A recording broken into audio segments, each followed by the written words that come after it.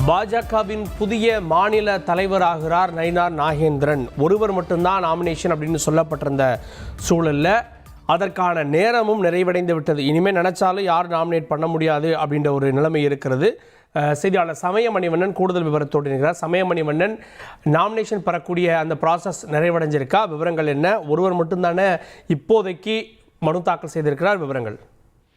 கண்டிப்பாக பாஜக மாநில தலைவராக தற்போது பொறுப்பு வகித்து வரக்கூடிய அண்ணாமலை அவர்களின் பதவிக்கானது கடந்த ஆண்டு ஜூன் மாதத்துடன் நிறைவடைந்த நிலையில் கிட்டத்தட்ட ஒரு 6 மாதங்களுக்கு மேலாக அவர் மாநில தலைவராக பொறுப்பை நீட்டிக்கொண்டே வந்திருந்தார். இந்நிலையில் பாஜகவின் அடுத்த புதிய தலைவருக்கான தேர்தல் இன்று நடைபெற்ற நிலையில பாஜகவின் தேர்தலை பொறுத்த வரைக்கும் ஒருவருக்கு மேல் பாஜகவின் மாநில தலைவருக்கு போட்டியிட விரும்புபவர்கள் ஒருவருக்கு மேல் விருப்ப மனு தாக்கல் செய்திருந்தார்கள் என்றால் அவர்களின் 3 பேரின் தகுதியின் அடிப்படையில் பாஜக தலைமையானது யார் போட்டியிடுறார்களோ, யார் விருப்ப மனு அளிக்கிறார்களோ அவர்களில் ஒருவரை தேர்ந்தெடுக்கும்.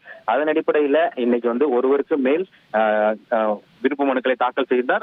பாஜக தலைமைக்கு யாரை தேர்ந்தெடுக்க என்கிற ஒரு குழப்பம் ஏற்பட்டிருக்கும். ஆனால் இன்றைய தினத்தை பொறுத்த வரைக்கும் பாஜக மாநில தலைவராக நயினார் நாகேந்திரன் அவர்கள் மட்டுமே, பாஜக சட்டமன்ற குழு தலைவராக இருக்கக்கூடிய நயினார் நாகேந்திரன் மட்டுமே விருப்ப மனுவை தாக்கல் செய்துள்ளார். குறிப்பாக மாநில தலைவருக்கான விருப்ப மனுக்களை பொறுத்த வரைக்கும் இன்றைய தினம் பாஜகவின் டி நகரில் உள்ள பாஜக தலைமை அலுவலகமான கமலாலயத்தில் பிற்பகல் 2 மணி முதல் மாலை 4 மணி வரை 2 மணி நேரங்கள் பாஜக மாநில தலைவராக போட்டியிட விரும்புபவர்கள் விருப்ப மனுக்களை தாக்கல் செய்யலாம் என்கிற ஒரு அறிவிப்பானது மாநில தேர்தல் அதிகாரி சக்கரவர்த்தியின் மூலம் வெளியிடப்பட்டிருந்தது.